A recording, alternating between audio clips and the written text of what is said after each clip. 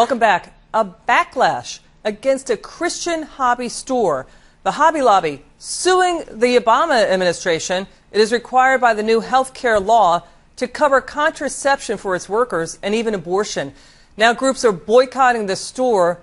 All rise. The judge is here. Andrew Napolitano, what do you make of this latest kerfuffle?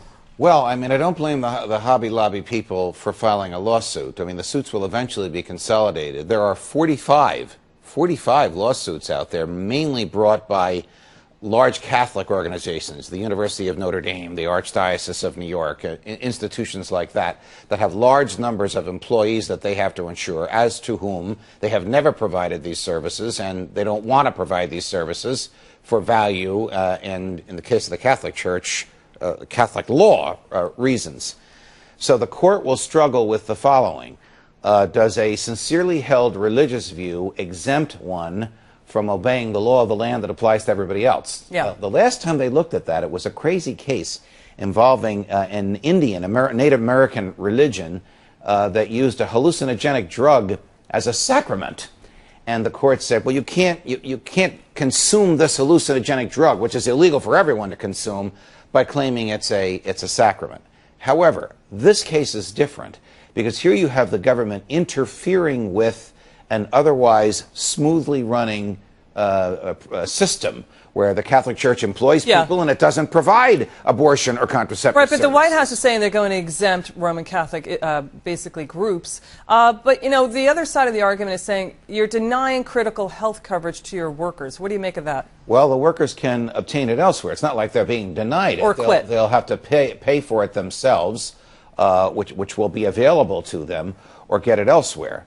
Now, look, not everybody that is Catholic agrees with what the Church teaches. In fact, statistics show that more Catholics disagree on contraception than agree, though more Catholics agree on abortion than disagree. So you can't assume that all Catholic employees feel the same way. So you make a good point. Some of them may want to purchase these services. They can get them, but they'll have to pay for them. But where would these exemptions that the president himself is now offering 6 weeks before Election Day end? The hobby group are not Catholics. You know, they are Christians, but they oppose abortion and contraceptives. Judge, stay on that point about exemptions, because we see the White House and the administration, rather, Health and Human Services, giving out a lot of exemptions for all sorts of things. We know about the waivers that were given out to unions and businesses before the reform bill passed. Right. And now we basically see a lot of other exemptions coming in as well on the mandate tax. Does this basically vitiate the government's, the administration's support for the law? I think it is that and worse.